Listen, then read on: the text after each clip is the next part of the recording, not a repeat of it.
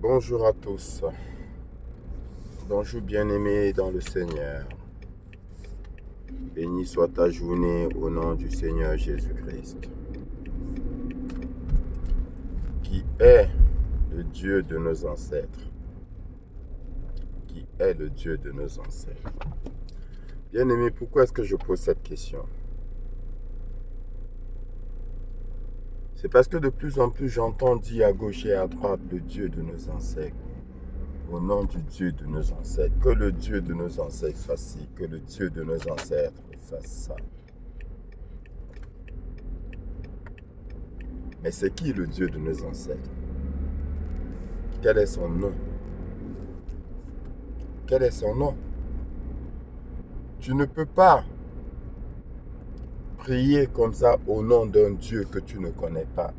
Tu ne peux pas prier comme ça en invoquant un Dieu dont tu ne connais pas le nom. Tu invoques qui au fait? Quand tu appelles l'un de tes enfants, ne prononces-tu pas son nom? Les mêmes personnes qui vont prier au nom du Dieu de nos ancêtres sans connaître son nom, c'est les mêmes personnes qui vont te dire que quand tu pries pour quelqu'un, il faut prononcer son nom pour que la prière touche spécialement cette personne-là, que la prière cible cette personne-là. Parce que si tu ne cites pas son nom, on ne saura pas pour qui tu pries. Mais alors, dans ce cas, quand tu pries au nom du Dieu de nos ancêtres, quel est son nom? Tu pries au nom de quel Dieu? Bien-aimé. J'entends même des intellectuels qui ont fait de grandes études dans les réseaux sociaux dire au nom du Dieu de nos ancêtres. Qui est-il? Mais c'est qui le Dieu de nos ancêtres? Qui est-il? Quel est son nom? Toute chose a un nom. Toute chose a un nom. Et les Égyptiens donnaient le nom à tous leurs dieux. Le Dieu du soleil, il avait un nom. Tous les dieux, ils avaient un nom. Le Dieu de nos ancêtres, quel est son nom? N'est-ce pas là une invocation masquée? Parce que suppose que le Dieu de tes ancêtres soit un Dieu démoniaque. Alors tu invoques un Dieu démoniaque. Ne prie pas ce que tu ne connais pas. Ne prie pas ce que tu ne connais pas. C'est pourquoi je t'exhorte à prier au nom du véritable Dieu, de l'unique Dieu qui soit, du nom de Jésus-Christ. Ok. D'aucuns me diront que il n'existe pas. On va étudier deux cas. Premier cas, il n'existe pas. S'il n'existe pas, ok. Aucun Dieu démoniaque ne viendra à toi. Oui. Parce que tu as invoqué le Seigneur Jésus-Christ. Alors, si tu as invoqué le Seigneur Jésus-Christ, pourquoi veux-tu qu'un autre Dieu vienne? Tu ne l'as pas appelé. Tu lui diras, je ne t'ai point appelé. Je ne t'ai point invoqué. Donc, sors de chez moi ou éloigne-toi de moi, car je ne t'ai pas appelé. Et tu as raison, tu ne l'as pas appelé. Il ne pourra pas prouver que tu l'as appelé. Tu as appelé le Seigneur Jésus-Christ. Donc, s'il n'existe pas, ok, pas de souci, il n'y aura aucune répercussion. Deuxième cas, il existe. S'il existe, tant mieux, tu as tout gagné. Comme disait un philosophe. Ouais. Oui, ok, ce Dieu n'existe, mais au cas où il existerait, je serais gagnant. S'il n'existe pas, il n'y a aucune conséquence. S'il existe, je suis gagnant. Si tu tâtonnes, il vaut mieux tâtonner en intelligence. Mais quand tu invoques un Dieu que tu ne connais pas, s'il est démoniaque, tu fais comment? Tu fais comment? Mais toujours est-il que, puisqu'il y a plusieurs petits dieux, lequel viendra? Tu me diras quoi? Que le Dieu qui se reconnaît comme Dieu de tes ancêtres, c'est lui qui viendra. Ouais, pas de souci. Mais je continue de dire, si les démoniaques, tu fais comment? Évitons d'être des bâtards spirituels. Pourquoi je dis ça? Ou encore des prostituées, plutôt, oui. Des prostituées spirituelles. Parce qu'autour de moi, dans ma famille, je prends le cas d'espèce d'une tonne qui était la première à nous exhorter, à nous tirer vers Dieu. Je suppose Dieu en tant que le Seigneur Jésus-Christ, parce qu'en même temps, c'était les prières à Marie, à la soi-disant Vierge Marie, qui est demeurée vierge toute sa vie, qui est morte vierge et qui est vierge jusqu'à présent. Après, comme par enchantement, elle a fait volte-face, mais elle exhorte maintenant les gens à prier, à invoquer nos ancêtres. Elle-même, c'est même nos ancêtres. Oui, parfois le Dieu de nos ancêtres. Ne t'engage pas, bien-aimé, dans ce que tu ne maîtrises pas. Ça, ce sont des prostituées spirituelles. C'est-à-dire, c'est des gens instables. C'est des gens qui n'ont pas de foi. Oui. C'est-à-dire, j'invoque un Dieu et vu que mes souhaits ne sont pas réalisés, je me dis, mais est-ce que ce Dieu-là existe même? Est-ce que ce Dieu-là existe même? Je deviens fragile et les démons qui sont en moi, à ce moment-là maintenant, me dirigent vers des gens qui vont m'influencer et qui vont me faire adhérer à ils vont me faire adhérer à des doctrines démoniaques. Et brusquement, on t'exhorte à lire des ouvrages. Oui, il faut lire tel ouvrage de tel. Il explique bien. Il explique quoi? Il explique quoi? Il a été à la naissance du monde. Ce qu'il explique là, était-il présent? N'est-ce pas qu'il fait des recherches? Il fait des recherches. Mais maintenant, les recherches qu'il a faites, qu'est-ce qui prouve l'authenticité, la véracité des choses découvertes? Puisque les recherches qu'il fait, il les fait où? Il sort, il voyage, il va dans les montagnes, il va dans des grottes. Il explore les grottes, je ne sais pas, il interroge qui? N'est-ce pas, il fait des recherches sur la base des écritures de certaines personnes qui ont aussi fait des recherches. Il fait des recherches sur les recherches de certaines personnes. Il fait des recherches basées sur les écrits de certains auteurs. Mais qu'est-ce qui lui prouve que ces auteurs-là disent la vérité? Puisque beaucoup ont coutume de dire, oui, mais c'est les hommes qui ont écrit la Bible. D'accord, c'est les hommes qui ont écrit la Bible. Mais les ouvrages que vous lisez là, qui les ont écrits? C'est Dieu lui-même? Ou bien le Dieu de nos ancêtres qui a écrit ces ouvrages-là? Les ouvrages que vous lisez, c'est des hommes qui ont écrit ces ouvrages-là. C'est les hommes qui ont écrit ces ouvrages-là. Et ceux-là qui vous écrivent ces ouvrages-là, où sont-ils aujourd'hui? Où sont-ils aujourd'hui? Sont-ils éternels?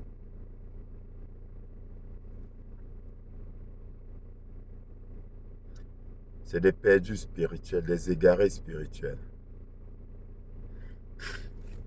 Des impatients. Des impatients. Quand on vous parle de la traversée du désert, 40 ans de traversée du désert pour Abraham, 40 ans, vous croyez que c'est la blague? Quand vous croyez que 40 ans, c'est 40 jours.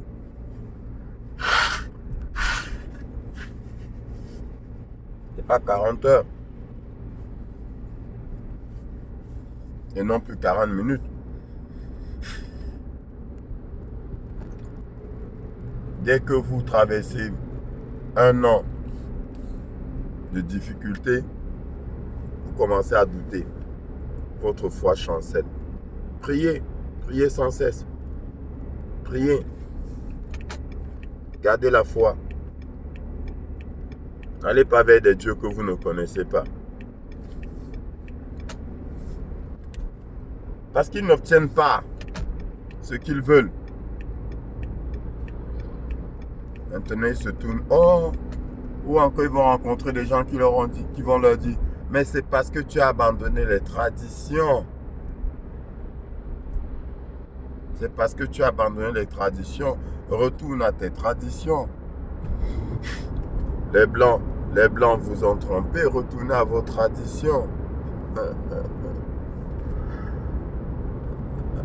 Quelle tradition? Attention, je n'ai pas dit que nous n'avons pas de traditions, nous les avons. Mais au-dessus, il y a un Dieu. Et c'est ce Dieu-là qu'il faut cibler. C'est ce Dieu-là qu'il faut cibler. Parce que tout ce que vous faites, par ailleurs, là, c'est de la sorcellerie. Après, si tu es sorcier, tant mieux pour toi, tu vas réussir là-dedans. Oui. Parce que ce n'est pas pour tout le monde, ces choses-là. Même ces traditions-là, ce n'est pas pour tout le monde.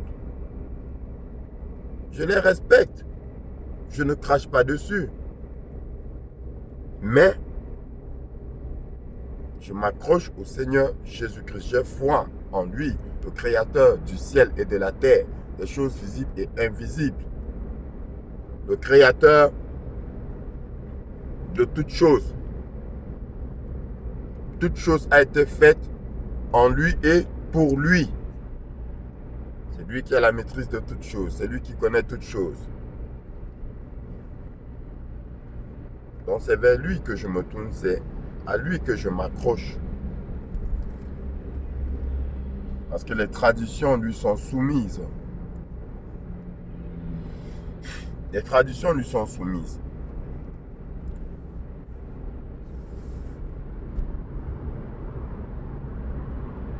Ne soyez pas des impatients spirituels.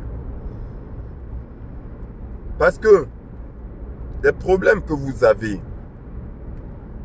et pour lesquels, pour la résolution des cas, on vous demande de retourner à vos traditions, soi-disant parce que vous les avez abandonnées, vous ne vous êtes pas posé la question à savoir d'où viennent ces problèmes. Pourquoi suis-je né comme ça? Pourquoi depuis que je vis, je ne peux pas avoir telle chose? Pourquoi je ne peux pas avoir d'enfant? Pourquoi je ne peux pas? Pourquoi je ne peux pas? Vous pensez que c'est en retournant à vos traditions que ces problèmes-là seront résolus? Non. Cherchez premièrement la provenance, la source de ces problèmes-là et vous serez très surpris. Vous serez très surpris.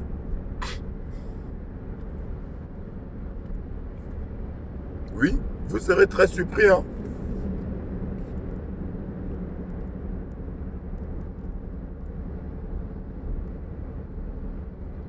Nos problèmes ont pour racine nos familles.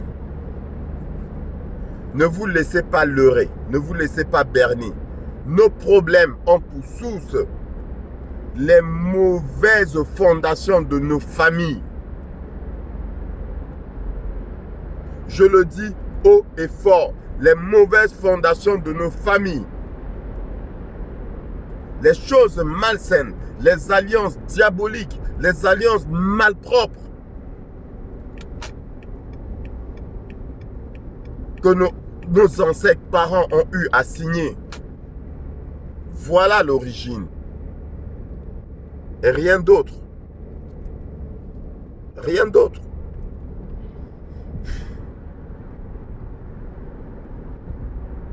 Et il y a des gardiens de ce secret-là. Dans toutes les familles. Parce que le mauvais esprit se transmet en héritage.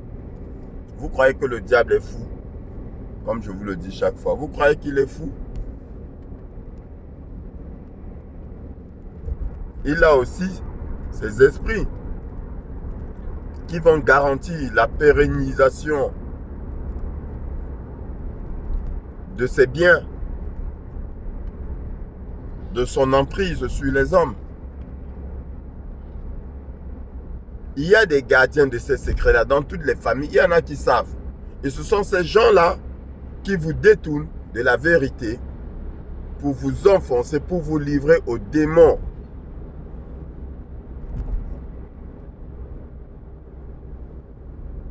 Oui.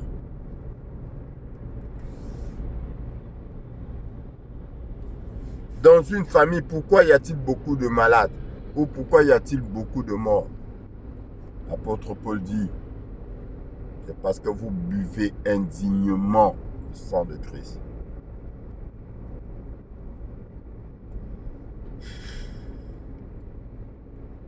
Voilà pourquoi il y a beaucoup de malades parmi vous.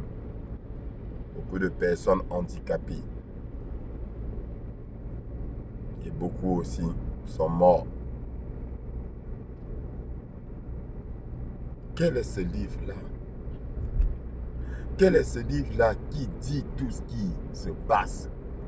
Tout ce qui arrive avec précision. Mais quel est ce livre-là? Un livre de mensonges qui dit les vérités de la vie?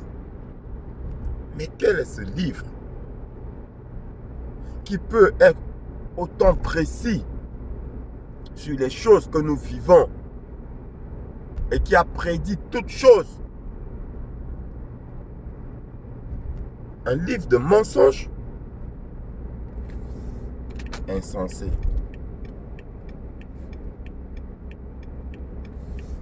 Insensé. Ils ont paralysé votre intellect, votre intelligence. Ils ont paralysé. C'est un peu comme aujourd'hui, on fait porter le masque aux gens et sur la boîte du masque, on dit porter le masque, ça va vous protéger contre les virus. Et sur la boîte du masque, il est écrit, ces masques ne protègent pas contre les virus. Mais c'est la même chose, c'est ça. Vous avez entre les mains un livre qui vous dit la vérité, un livre qui vous dit tout ce qui se passe dans votre vie. De votre naissance jusqu'à votre mort, le livre vous parle et vous vérifiez, vous voyez les vérités de ce qui est écrit. Mais on vous dit que ce livre-là, ce ne sont que des mensonges. Et au final, vous croyez, vous acceptez. Ils vous ont envoûté. Ils vous ont envoûté. Et parlant même d'envoûtement, là encore ce même livre te met en garde, ce même livre te parle et ce même livre te dit que celui qui a la vérité ne sera point envoûté.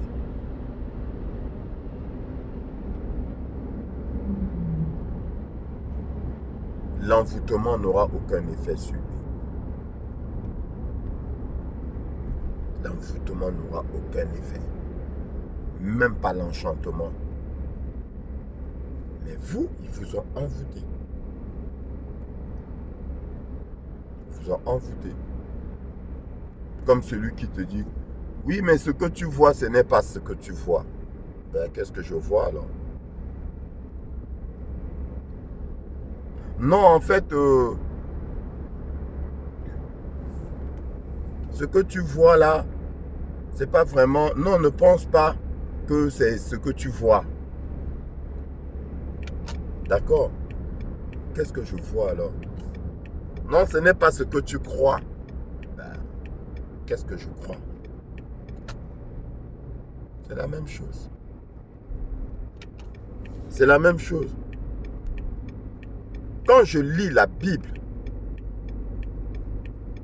je cherche les erreurs.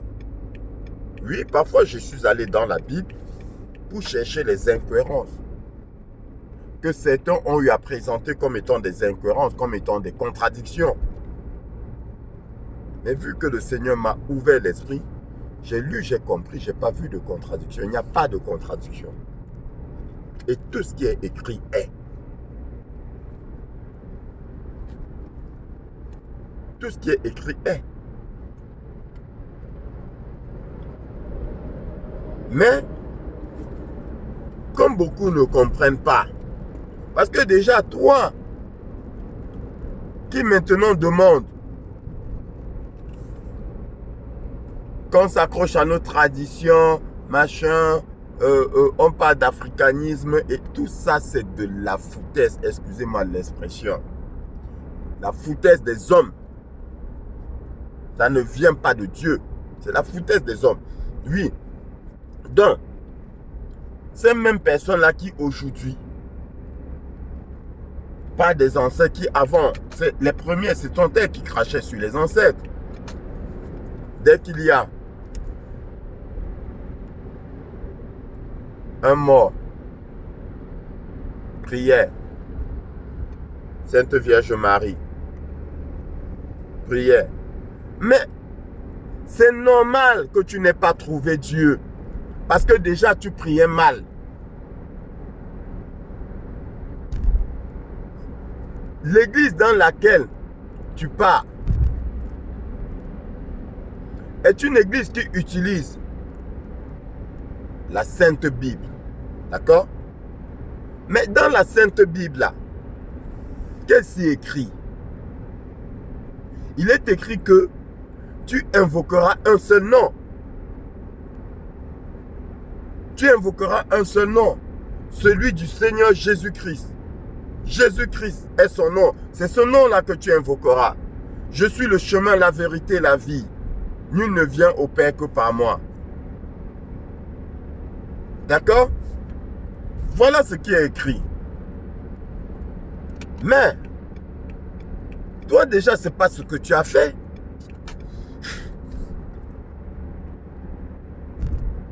C'est pas ce que tu as fait. Toi, tu es parti invoquer la Sainte Vierge Marie. Tu invoques la Sainte Vierge Marie. Mais est-ce que c'est ce que le livre que tu utilises te demande de faire? Non, c'est pas ça. Après, tu dis, oh, les Blancs nous ont trompés avec la Bible. Mais est-ce que la Bible t'a dit d'invoquer Marie? Est-ce que la Bible t'a demandé de prier Marie? La Bible ne t'a jamais demandé ça.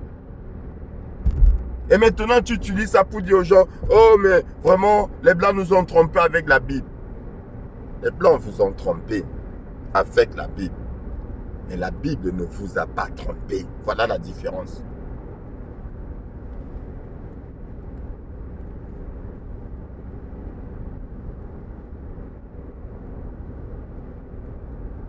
Personne ne m'a présenté la Bible. Ouais, bien sûr, je suis né dans une famille chrétienne, catholique entre guillemets, avant de comprendre que le catholicisme, c'est de la foutaise. J'ai eu accès à la Bible. Mais j'ai grandi.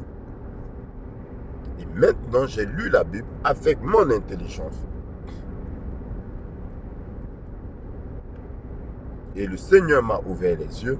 Et aujourd'hui, si je m'accroche à ces paroles, ce ne serait pas parce que quelqu'un est venu me convaincre. Non, j'ai été convaincu parce que j'ai lu. Mais vous avez la paresse de lire. Même quand bien même vous avez ça entre les mains, vous lisez, vous ne comprenez rien. Vous lisez sans lire. Parce que vous lisez dans le but d'obtenir quelque chose. Vous ne lisez pas dans le but de connaître. De comprendre qui est ce Dieu. Qui est ce merveilleux Dieu qui fait autant de merveilles. Qui a créé toutes choses. Est-ce que vous lisez dans ce but-là?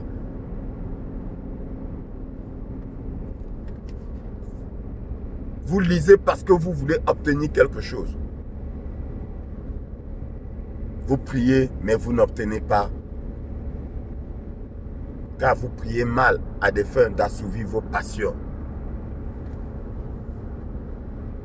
Là encore, c'est écrit. Tu cherches. Pourquoi cherches-tu Dieu? Voilà la question. Pourquoi cherches-tu Dieu?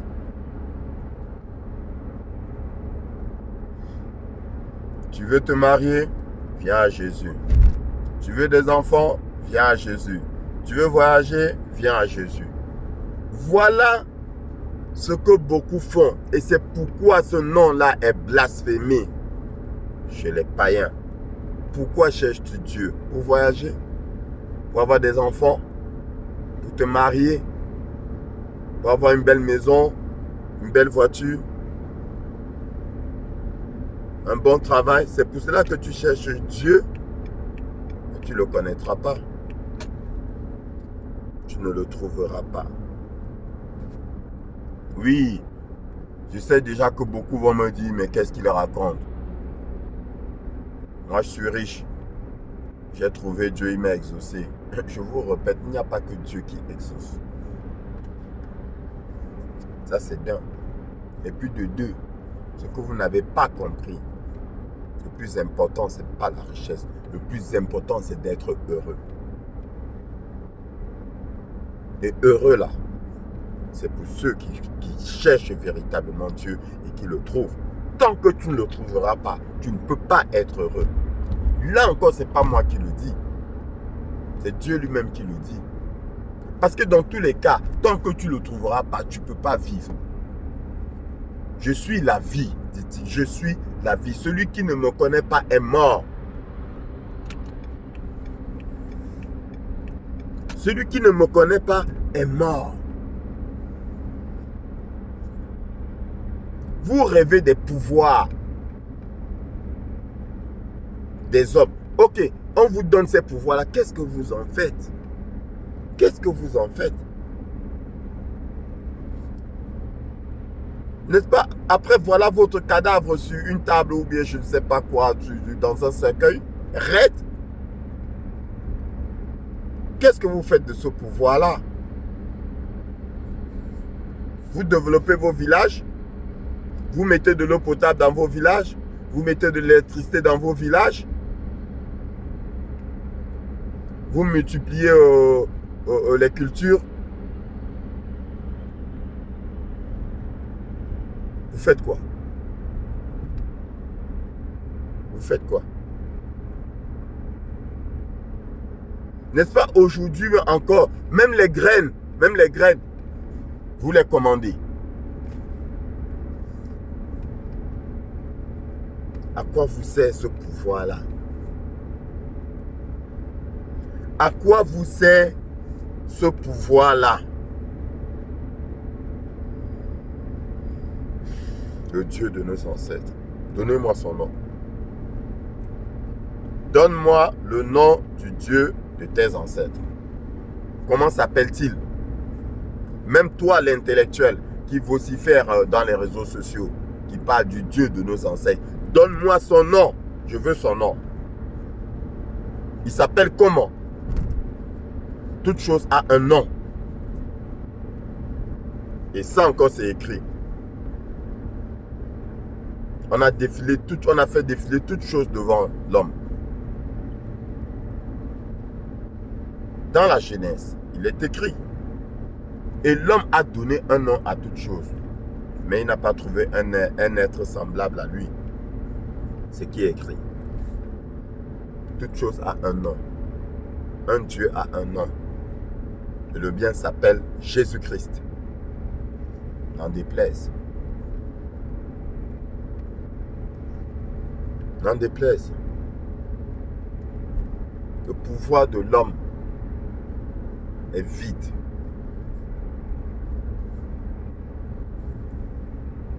Le pouvoir de l'homme est vide. Ça lui permet qu'à tuer.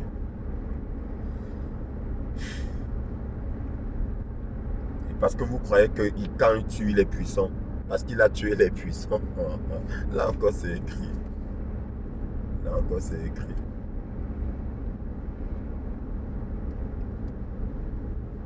N'ayez pas peur de celui qui ne peut tuer que votre corps. C'est écrit. N'ayez pas peur de lui.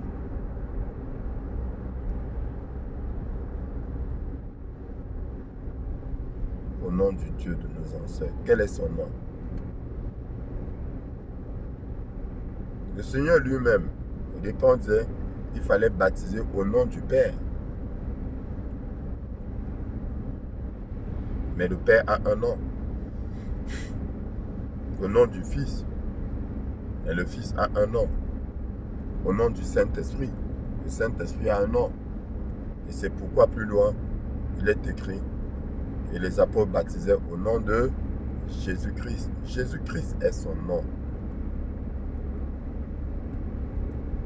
Jésus-Christ est son nom. Et pour conclure, bien-aimé, je vais te donner le nom du Dieu de mes ancêtres. Le Dieu de mes ancêtres s'appelle Jésus-Christ. Sur ce, je te souhaite une bonne journée en espérant que ces paroles t'ont ouvert les yeux de l'esprit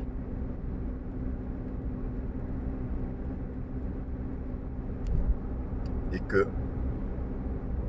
tu ne prieras plus au nom d'un Dieu que tu ne connais pas.